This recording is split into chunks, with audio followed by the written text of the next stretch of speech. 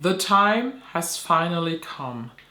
I am ready to review for you the Christian Louboutin Beauty Foundation that kind of broke the makeup world because first of all, this bottle, I'm sorry, but how pretty can you be? Like 1,000 times yes.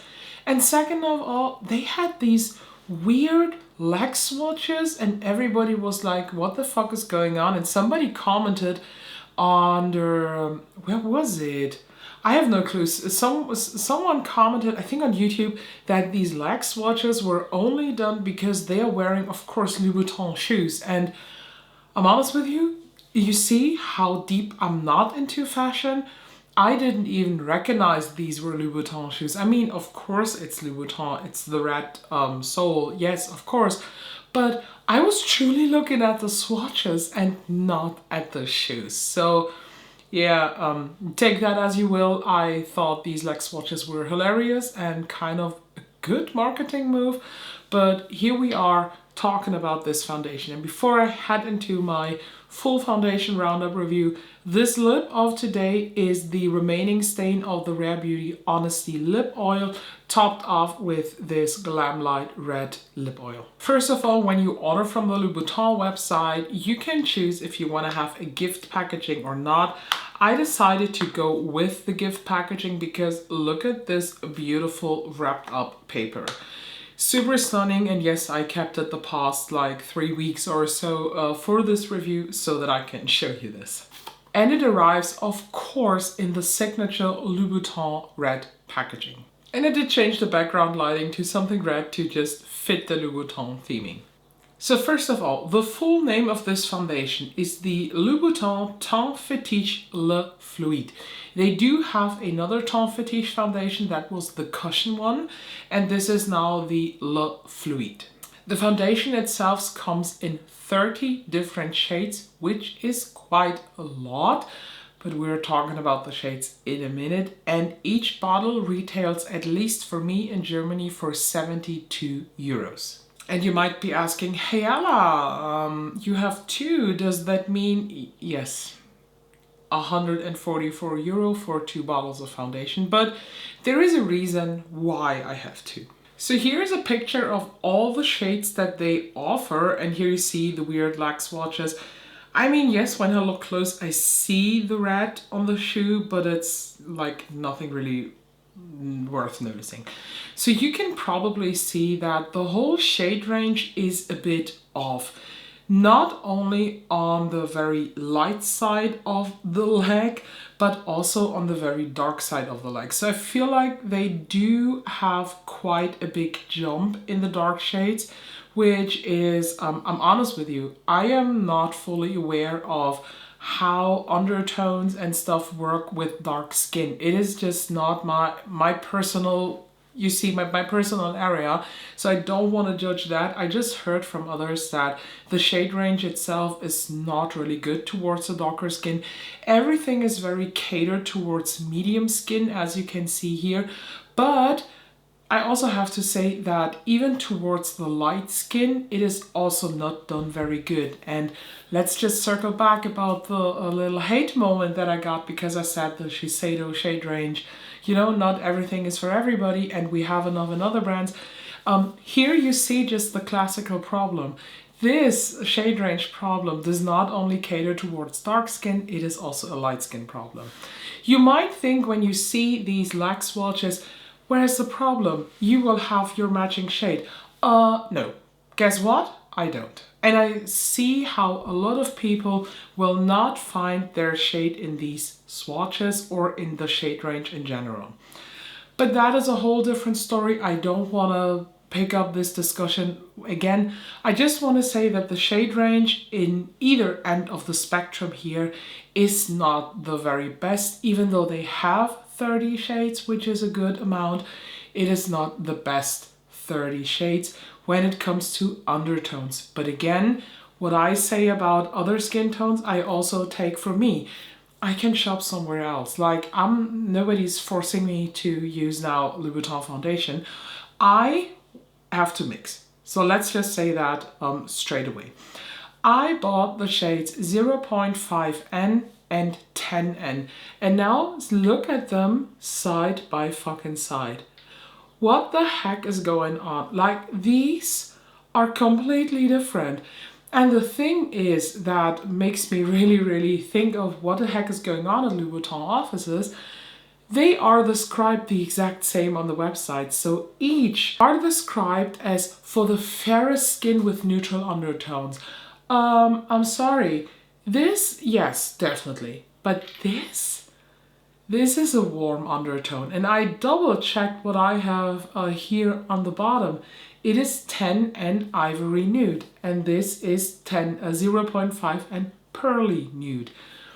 I don't get this, how the jump between 0.5 and 10N is so big. I don't understand it.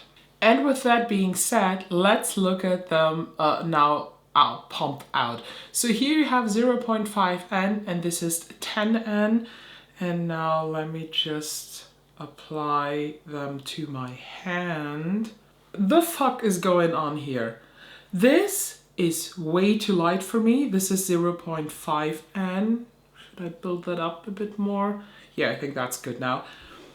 And the other one, 10N, look at this. I hope the camera and the lights do not wash this out so much, but you cannot tell me for the sake of my life that these are close to each other in the shade. The jump between 0.5 and 10N is just so fucking high. I can't. I'm wearing the foundation today, as you can probably already think of, because of course I wear the foundation I'm reviewing, and I mix two shades. Like when I mix 0.5N and 10N, I get a really good foundation match. That makes me keep both actually. And that is maybe also a bit of a spoiler towards my final thoughts on this foundation. I like it so much that I am willing to keep two shades. So here we have the swatches, again 0.5N and 10N in Louboutin, and in between I swatched, or like I dotted for you, 8 other foundations that I actually wear. And 8 foundations that do actually match my skin tone, which is insane when you just compare this to that, but you can probably already tell it is mainly the intensity of the undertone that here makes the real difference, because the undertone here in Louboutin is such a intense warm yellow that it just looks weird on the face. So I just have to put my glasses on so I can tell you what shade is what.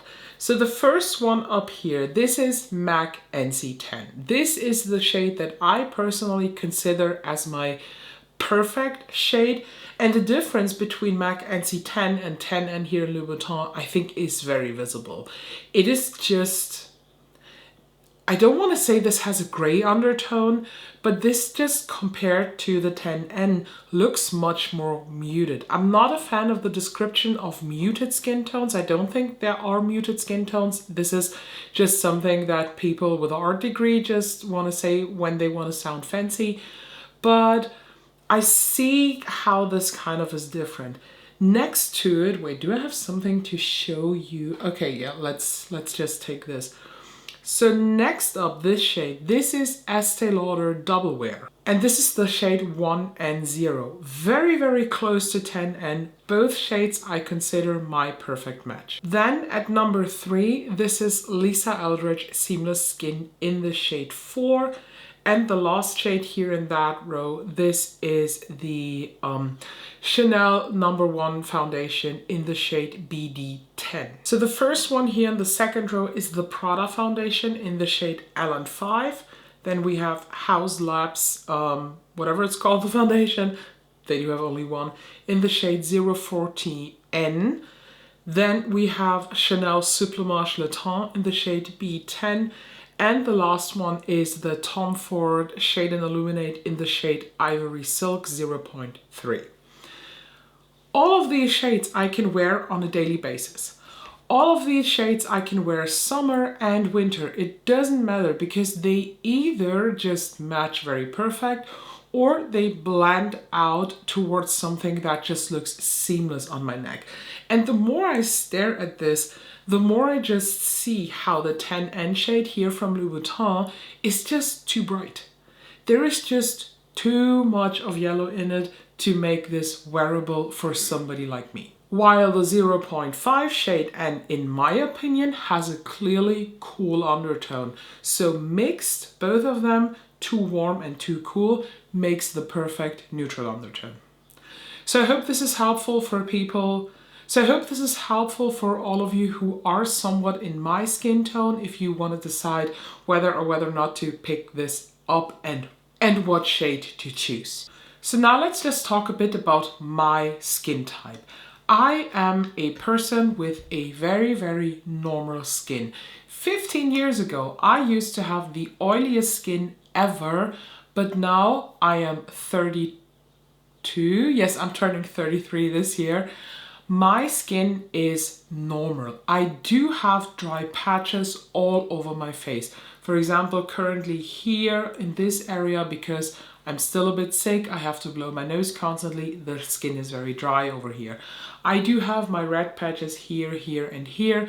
You see they are quite nicely covered, but that's also a bit the work of a concealer. Like, I'm not gonna lie to you.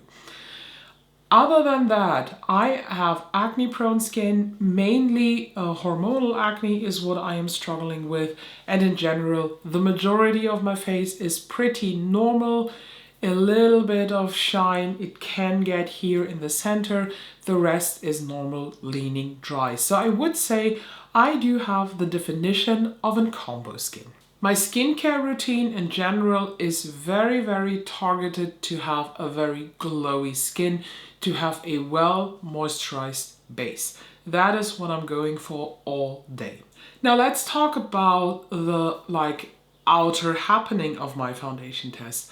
I am not a person who is having a physical exhausting job. I work in an office. And that is the environment I tested the foundation. I tested this in an office. Usually I get ready around 5 to 6 a.m. in the morning. So my foundation application is somewhere between 5 and 6 a.m. I then drive to the office, I do my office stuff. I come home in the 2 p.m.-ish kind, and then I finish my work here in my home office that I do have, and then I go on with the day, and the most exhausting thing that I do in those days is a workout.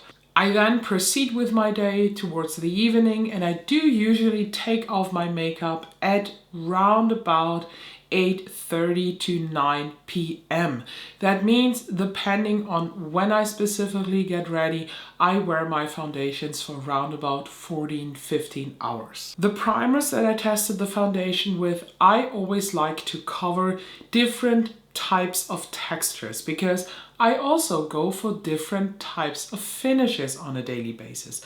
The first one that I tried it with is something that I would like to call the normal one. The primer that does not change the skin, that does not add glow or mattify or is pore filling.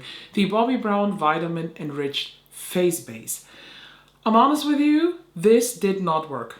The Louboutin foundation and the face base, they didn't like each other for whatever reason. I have to admit, I'm not going so much into ingredients and why they clash. I mean, there is usually a reason within the ingredients why something doesn't work, but this did not work.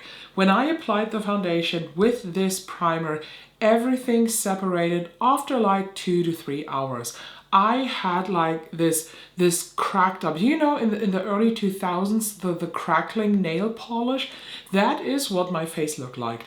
And it was not the powder, because I tested the foundation all the time with this Milk Makeup Blur and Set powder, because this is my trusty powder that I like to test every new foundation with. So it was not the powder, it was definitely the primer. Why do I know this? Because I tested it with other primers and the powder, and it had not the same effect. So the second primer I tested it with was something pore filling and mattifying. The Tom Ford Traceless Soft Matte Primer was the second one I tried it, and that was a complete difference. Even upon application, my face looked so perfected and smooth and nice, and it held up all day, even during a workout. I do workout in cardio. I do like very new to my workout is like the boxing bag. That is what I do currently if I'm not sick as at the moment. And it's a very exhausting workout.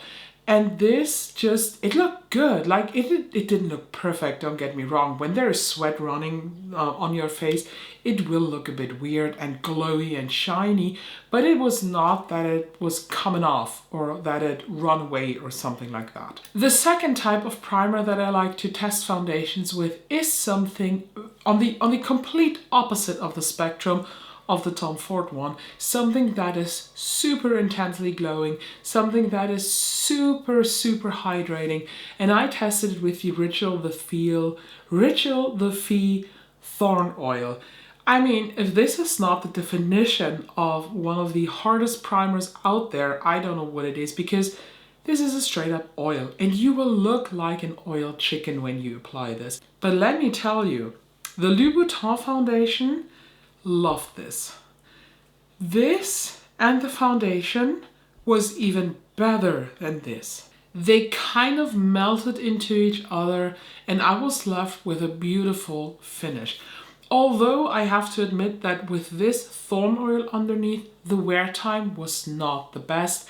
It did come off after like 10 hours and it looked quite weird and it slipped around. But I'm honest with you, that's due to the nature of the oil. That is basically the reason why this happened. And then I wanted to give one of those base primers another chance, but not the Bobbi Brown one. So I tested the foundation with the MAC & Prime Skin Base. This is also something that just does not change the appearance of your skin. It's not adding any glow, it's not mattifying, not pore filling. And this is also the primer and foundation combo that I'm wearing today because I liked the way this looked so much that I wanted to test it once more just to see if it was a one-day wonder or if it's just good. And I'm honest with you, I think this is just good. So the foundation itself is a more thick one. If I had to compare it in texture, I think this is very similar to the texture of the Prada foundation. That is also like a real normal thick foundation texture, or let's say the Clé de Peau Radiant Natural Fluid is also very similar. It is not runny at all, it stays on the plate when you apply it, but it's also not like a thick cream or so. That is also not the texture. It is just a very standard foundation texture. So when I mix these two, I take one pump of each, mix them on a metal plate and then dot them on the face. I personally think that the finish of this foundation is a very natural one. You do not end up glowy, you do not end up matte or so. It is just, I don't know how else to describe this, but this is just a standard in the middle of everything. It's not a foundation that will be somewhere up in my top 5, but it's also not a foundation in the lower 5. It is in the middle. And it's in the good middle. I don't want to say that this is a foundation that it was super unnecessary or that the market hasn't seen yet. Of course the market has seen foundations like this.